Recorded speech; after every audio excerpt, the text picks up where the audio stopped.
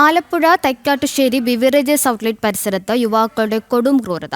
ചെറുപ്പക്കാർ തമ്മിലുള്ള അടിപിടി ഒഴിവാക്കാൻ ശ്രമിച്ച മധ്യവയസ്കനെ സംഘം വളഞ്ഞിട്ടാക്രമിച്ചു. സംഭവത്തിൽ സ്വമേധയാ കേസെടുത്ത് പോലീസ്.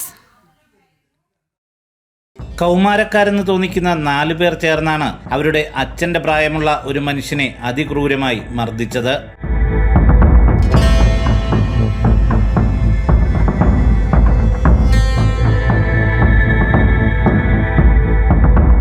കൈകൊണ്ടടിച്ചിട്ടും അരിശം തീരാത്തവർ നിലത്തിട്ട് നെഞ്ചിൽ ചവിട്ടുന്നതും ഹെൽമറ്റ് ഉപയോഗിച്ച് അടിക്കുന്നതും ദൃശ്യങ്ങളിൽ കാണാം.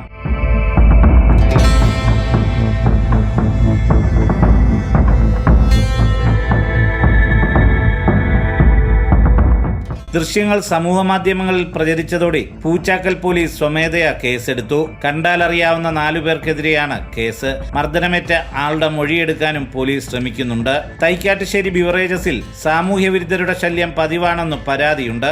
ഇവർ മദ്യം വാങ്ങാൻ വരുന്നവരെ ഭീഷണിപ്പെടുത്തി പണം വാങ്ങും. പിരിവ് നൽകിയില്ലെങ്കിൽ ചീത്ത പറയും. ചിലപ്പോൾ കയ്യേറ്റം ചെയ്യാറുണ്ടെന്നും പരാതിയുണ്ട്.